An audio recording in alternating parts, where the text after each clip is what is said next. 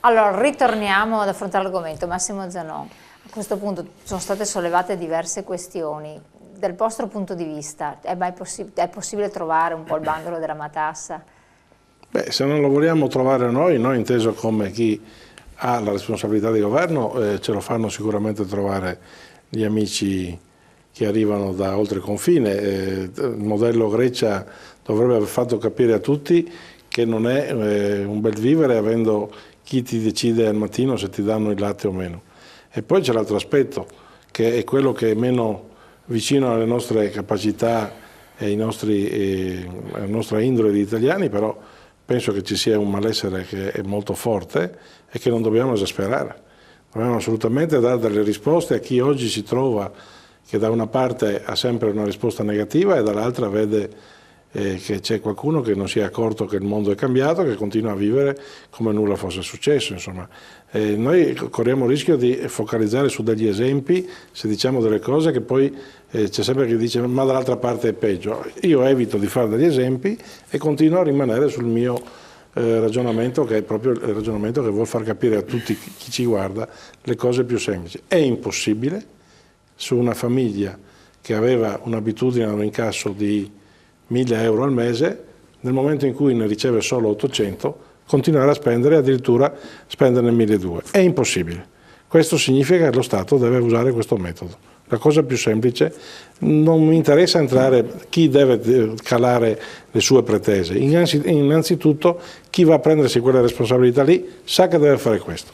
Deve fare il sarto, modellando su una figura che prima era un 56, portarla al 54. Anzi, 52. Non stavo ascoltando attentamente, ha ragione. Oggi abbiamo il costo del lavoro tra i più alti d'Europa e il netto in busta paga tra i più bassi d'Europa.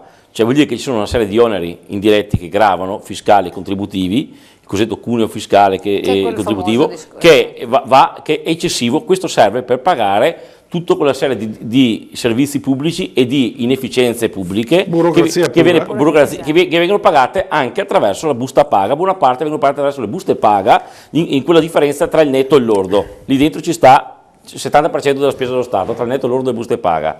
Allora, è chiaro che bisogna partire dal tagliare le spese, quelle improduttive, quelle che non servono, e ce ne sono tante, dicevo prima, partiamo dal vertice, ma arriviamo fino alla periferia, accorpare enti, ridurre regioni stesse che vanno ridimensionate, c'è tutto un sistema da rivedere e lì occorre il coraggio, ma occorre anche il coraggio di fare poi tutte quelle altre società, le cosiddette parapubbliche, le municipalizzate e quant'altro, dove ci sono raccomandati, super raccomandati, dove diventa ricettacolo perché è più facile assumere, non ci sono meno concorsi, meno vincoli, e lì diventa lì era nella Prima Repubblica il luogo dove si sistemava l'amico dell'amico, chi faceva politica e quant'altro. Adesso si sistemano, la Seconda Repubblica ha fatto ancora peggio, non è che chi è venuto dopo abbia migliorato la cronaca. Allora dobbiamo anche un po' di più liberalizzare il mercato vero, mercato però con delle regole certe, dove il pubblico deve essere il controllore e con degli attori in grado di competere, non di fare oligopolio o monopolio privato, come avviene per esempio nelle autostrade. Io quest'estate ho fatto un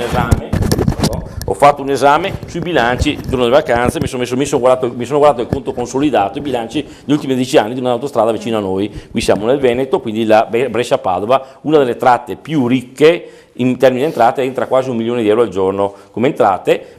Mi sono meravigliato come mai chiudeva quest'anno, meglio l'esercizio 2012, chiudeva con una perdita di 40 milioni. E una holding. Poi vedo che lì dentro ci sono, da 10 anni, ci sono società partecipate, controllate, che chiudono come Infra, come quant'altro, che chiudono con decine di milioni di euro di perdite, che vanno a erodere completamente i ricavi dalla vendita del traffico autostradale. E quindi mi chiedo come mai vengono sperperate queste risorse. Ho fatto un semplice calcolo che si potrebbero abbassare del 30% tranquillamente le tariffe autostradali, quindi efficientare tutto il sistema, e ancora ci sarebbero soldi per fare investimenti, per fare infrastrutture e facendo risparmiare il 30% agli utenti. Quindi noi paghiamo un 30% di inefficienza in più. Allora lo Stato, che ha dato la concessione, perché non verifica? Perché non le revoca queste concessioni una volta tanto? Perché attorno a una società come Infra è arrivata ad avere, controllata della società autostradale, è arrivata ad avere 53, non una, 53 scatole cinesi di società sotto controllate che facevano di tutto di più. È una cosa scandalosa, mangiando ognuna in perdita, ognuna creando perdite su perdite. E perché questi sono 50 milioni di euro buttati dalla finestra ogni anno, e chi è che sono 50 milioni di euro che potevano essere investiti sul territorio, o quantomeno 50 milioni di euro di pedaggi autostradali meno che pagano i cittadini, per esempio del Veneto, chi transita da qui.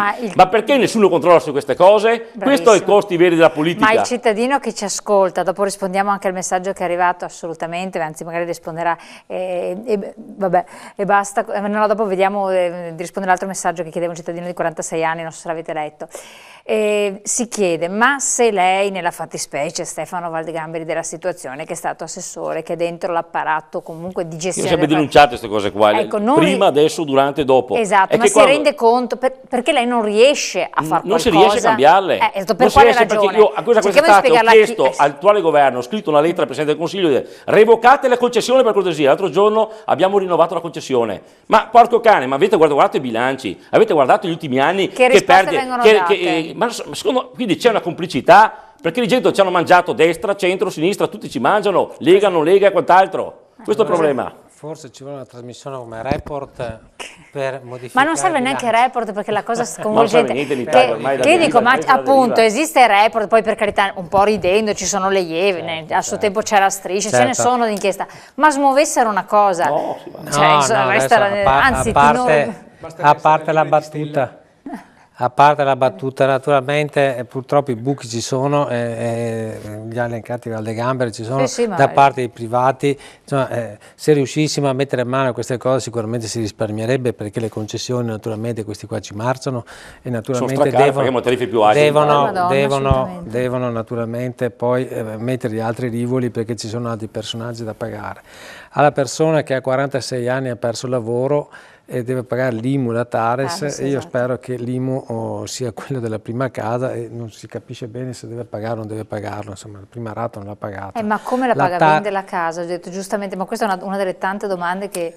Vende la casa, è un problema, è il problema del lavoro, perché adesso non so, magari... Ma 46 anni trovare un lavoro... in cassa integrazione, è evidente che se non viene dato ossigeno all'impresa, l'impresa non crea posti di lavoro. Cioè impresa, piccola impresa, commercio, se non vengono dati, cioè perché solo così si crea posti di lavoro. Non è che piovono dall'alto, non è che dobbiamo bisogna far sì che ci siano di nuovo i consumi, quindi non certo aumentando un punto di IVA. Non è che dobbiamo aprire le porte dei dipendenti pubblici, insomma ci mancherebbe, insomma, perché sarebbe il cane che si morde la coda. Però le piccole imprese, che sono quelle che rappresentano, credo, i nostri due interlocutori, sono queste che hanno bisogno, che creano 140.000 posti di lavoro, diceva il Presidente, e 140.000 posti di lavoro non sono noccioline, cioè sono produttività, sono ricchezza. Allora è là che dobbiamo lavorare. Naturalmente anche qua ci vogliono dei controlli, perché non è detto che i finanziamenti poi arrivino e vengano sempre investiti. No, ma poi i finanziamenti, so che anche gli imprenditori non ne vogliono piuttosto la riduzione del cuneo. Problema, un attimo solo interrompo, c'è una telefonata, pronto? Buonasera, Buonasera. Buonasera, da dove chiama? Io chiamo dalla provincia di Padova, il Basso Palomano. Sì, dica. Io ormai la fiducia l'ho persa da parte di tutti, cioè non c'è più un politico che si preoccupi dei veri problemi degli italiani. Io dico solo una cosa, che io vorrei dare il mio stipendio, premetto una cosa, ho 52 anni e sono padre di un figlio, dunque ho famiglia. Vorrei dare il mio stipendio da 1.100 euro al mese fin quando lo avrò, e non lo so fin quando avrò, a qualche politico che ne prende 5, 6, 7, 8, 10.000, e vorrei mettere questi politici che ci stanno governando, ma tutti quanti a tutto braccio, prendo da quelli che sono in regione a quelli che prendono quei soldi, e metterli al mio posto, che io faccio 8 ore in una verniciatura a Polveri, dove per carità abbiamo tutte quante le nostre tutte maschere, tutto quel che abbiamo, però visto che ci hanno anche spostato la pensione, che non andremo mai più, ci vorrei mettere quei signori là io al mio posto, quei signori là che hanno rovinato loro l'Italia, la stanno rovinando loro l'Italia, non noi lavoratori, i veri lavoratori, i veri italiani siamo noi. Loro si credono i veri italiani, ma non sono i veri italiani, loro sono solo delle persone che guardano il proprio interesse. Di noi non gliene frega niente nessuno.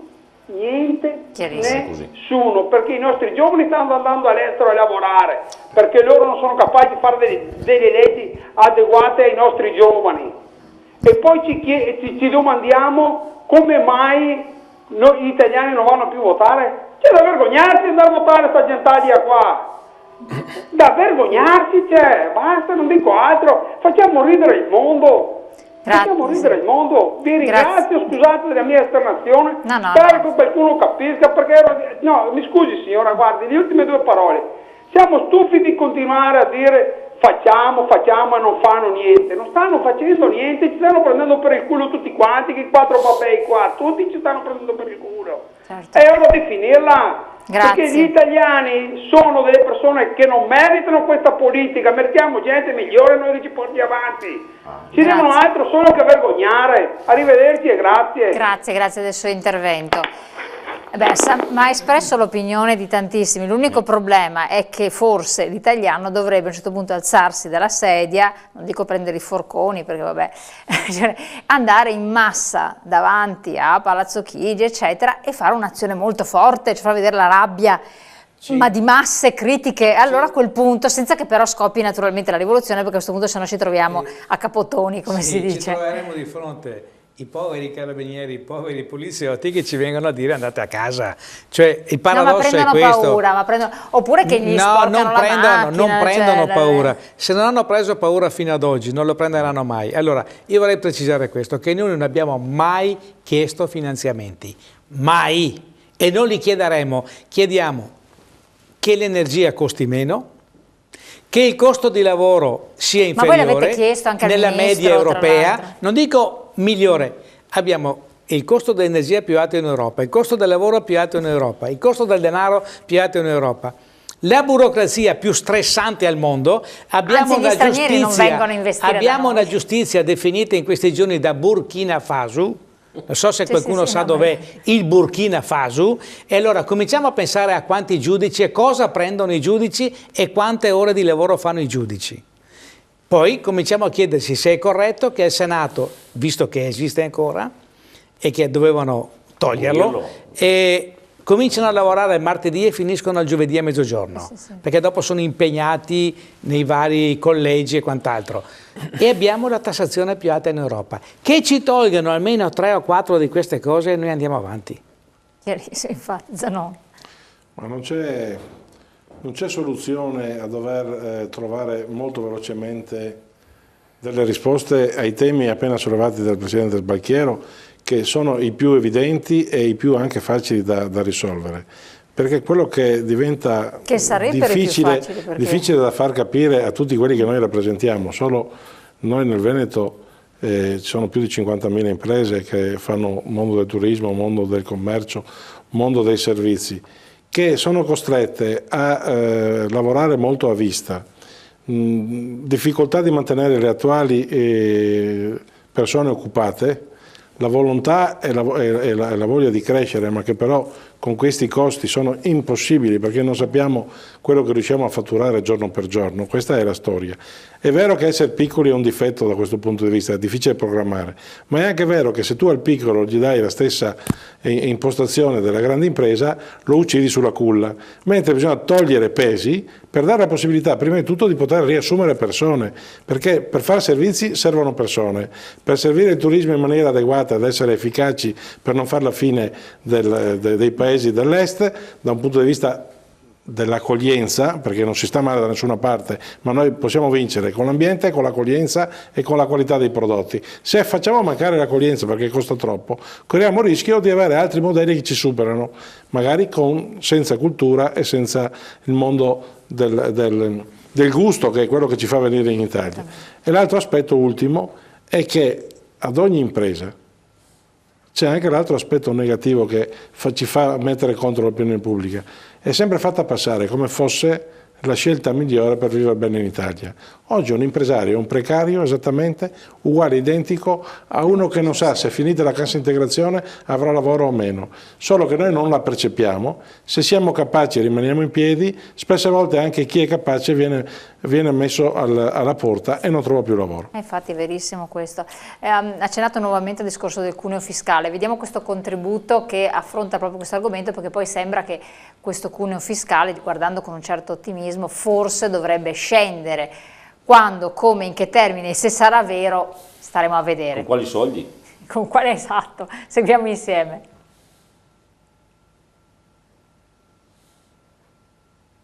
Dal 2014 i lavoratori avranno più soldi in tasca. Dice proprio così il Presidente del Consiglio rispondendo ad una domanda. Nel 2014 i lavoratori italiani avranno un beneficio in busta paga. Ne discuteremo con le parti sociali e ci saranno vantaggi anche per le imprese. E questo perché la legge di stabilità avrà come cuore la riduzione del cuneo fiscale.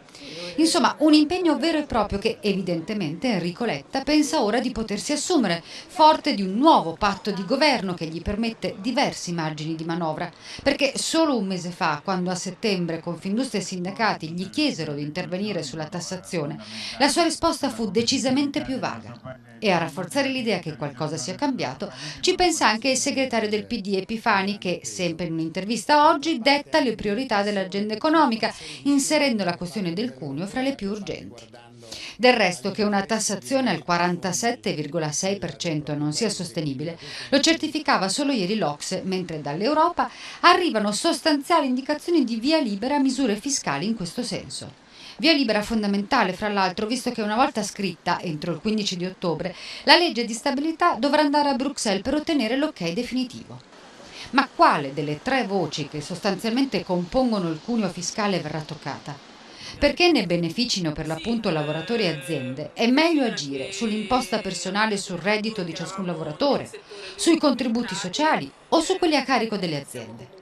La questione è aperta, anche perché il piano di Confindustria e sindacati arrivava a ipotizzare una somma intorno ai 50 miliardi in 3 anni, mentre le cifre di cui parla il governo sono molto, ma molto più contenute, intorno ai 5 miliardi di euro.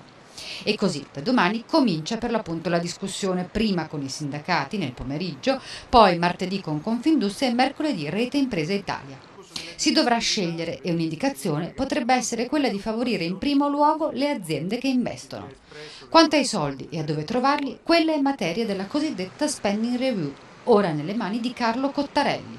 Il suo lavoro comincerà dal prossimo 23 di ottobre. Auguri. Auguri. E allora, secondo lei, quali delle tre voci potrebbe essere più interessante toccare? È il giro di domande che faccio a tutti, poi andiamo anche in pubblicità. Cominciamo con una che sia fatta. Sì, non è importante quale. Spot, non è importante quale. Una che ci diano un segnale che qualcosa si fa.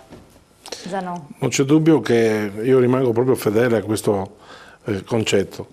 Siccome le cose da fare sono molte e vanno messe in riga, iniziano dalla prima e poi parliamo della seconda, altrimenti continuiamo un giorno sì, un giorno no a parlare della prima, della seconda, della terza e poi si ritorna indietro perché si mette in discussione. Si torna sempre da capo. Consigliere. Guardi, io non abbiamo mai parlato anche di evasione fiscale stasera, no, perché anche questa è un bel macigno che ci portiamo sulle spalle da anni ormai, da anni. E naturalmente qua non c'è da accusare nessuno, insomma, perché anche se Fassina ha detto ma forse qualcuno per la sopravvivenza evade, quell'altro... Però sta di fatto che c'è, i servizi comunque li chiediamo e credo che questo sia uno dei passi, non forse anche il primo, ma i primi secondo me sono molti, insomma, non ce n'è un primo o un secondo. E dopo se riuscissimo ad arrivare anche alla riduzione di ciò che riteniamo inutile, però bisogna fare attenzione che quando si pensa alla spesa pubblica non si vada sempre a toccare dove già si tocca quasi normalmente, quando uno arriva lì fa un taglio diretto e poi va a finire che quando vado all'ospedale invece di avere un servizio ho qualcos'altro. Adesso Padova versa in situazioni drammatiche a proposito di sanità e di ospedale, per cui c'è liste d'attesa che sono angoscianti. Le liste d'attesa hanno aperto le liste d'attesa anche di sera no, perché così si allargano, però questo è un problema grosso, insomma. Ridurre gli oneri sulla busta paga per avere più netto per i lavoratori è doveroso, oggi è un atto veramente importante. La cosa che non ho sentito dire dal Presidente del Consiglio è dove andrà a prendere i soldi, perché poi qua è sempre il giochetto delle tre carte, io vedo tiro via la tassa e ne metto un'altra dall'altra parte. Io vorrei tanto che questa riduzione fosse fatta a fronte di tagli sostanziali. Do un esempio, quali tagli? Perché è facile dire parole generiche. Io proporrei una cosa molto semplice, subito, immediata, e io credo che quando uno va in pensione, la pensione non serve per arricchirsi, serve semmai per dare dignità di vita a chi magari si trova in una situazione che poi non può più produrre reddito, quindi è nata con questo scopo. Oggi abbiamo pensioni che arricchiscono, già chi era già straricco durante la vita, penso alle pensioni che vanno sopra i 4, 5, 6, 7, 8, 10, 20, 30 mila euro. Io farei semplicemente una cosa, siccome la questione ha una funzione, la pensione ha una funzione per dare dignità, certamente 50, 30, 10 mila euro non è dignitoso, perché chi percepisce la pensione lì ha già tanti soldi da parte lo stesso, e buona parte sono politici, magistrati, gente, burocrati dello Stato, eccetera, eccetera. Abbiamo il coraggio di dire le pensioni sono al massimo 5 mila euro al mese.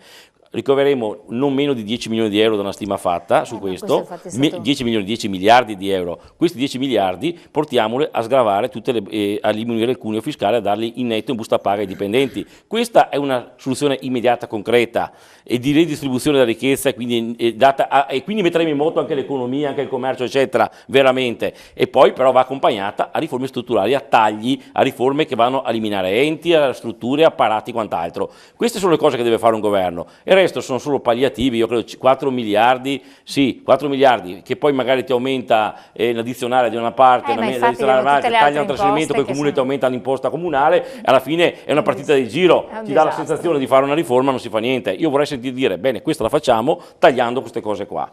Perfetto. Allora, prima di cominciare nell'altro giro e vedere anche altri temi, poi per carità non affrontiamo quello dell'evasione, se no non ne veniamo fuori, andiamo pochi secondi in pubblicità.